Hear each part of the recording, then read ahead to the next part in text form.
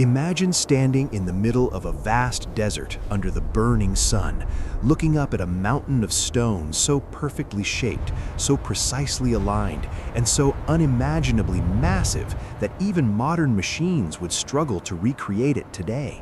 And realizing that this structure was built more than 4,500 years ago by people who had no steel, no engines, no computers, and no electricity. Only human hands, simple tools, and extraordinary intelligence. And yet it has survived earthquakes, sandstorms, invasions, and the passage of time itself, silently watching civilizations rise and fall. Because this is not just a monument, not just a tomb, but one of the greatest engineering achievements in human history, the Great Pyramid of Giza, built around 2560 BCE on the Giza Plateau near modern Cairo, in the heart of Egypt. More than 4,000 years ago, ancient Egypt was one of the most advanced civilizations on Earth, with organized government, skilled craftsmen, advanced mathematics, astronomy, medicine, and architecture. And at the center of this powerful society stood the pharaoh, believed not only to be a king, but a living god on Earth, the bridge between humans and the divine, responsible for maintaining cosmic order. And among these rulers was Khufu, also known as Cheops, a ruler of the 4th dynasty who inherited a wealthy and stable kingdom and decided to secure his legacy not through war or conquest, but through eternity itself. To the ancient Egyptians, death was not an end, but a transition to another life, and they believed that if the body was preserved and properly honored, the soul could continue its journey in the afterlife. Which is why pharaohs prepared for death from the moment they took the throne, designing massive tombs filled with treasures, food, furniture, statues, and sacred texts. And for Khufu, an ordinary tomb was not enough. He wanted something never seen before, something that would reflect his divine status and guarantee his immortality. And so the plan for the Great Pyramid was born. The chosen site was carefully selected on solid limestone bedrock, high enough to avoid flooding from the Nile, close enough to transport materials by river, and aligned with the stars that the Egyptians associated with the realm of the gods. And before construction even began, engineers surveyed the land with astonishing precision, aligning the pyramid almost perfectly with the 4 cardinal directions, north, south, east, and west, with an error of only a fraction of a degree, a level of accuracy that still amazes scientists today.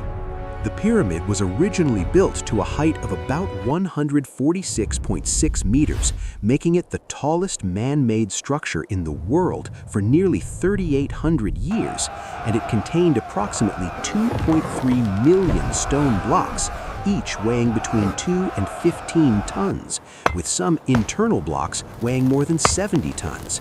And all of this was assembled without cranes, without iron tools, and without modern transportation, raising one of the greatest mysteries in archaeology.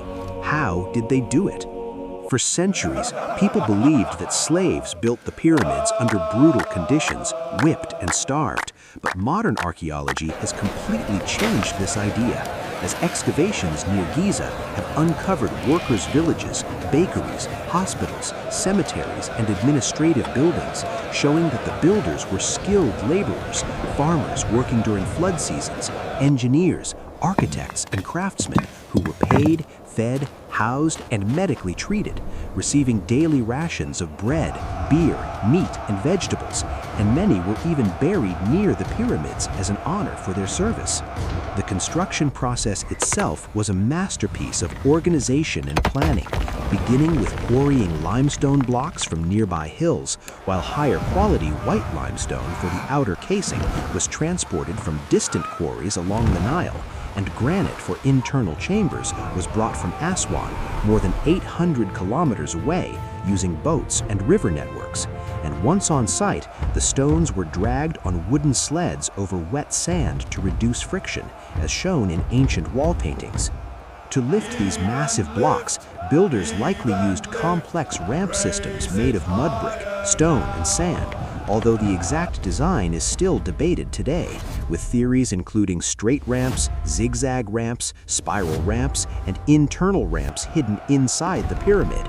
And regardless of the method, it required precise coordination of thousands of workers, overseers, surveyors, and craftsmen working in shifts for nearly 20 to 25 years.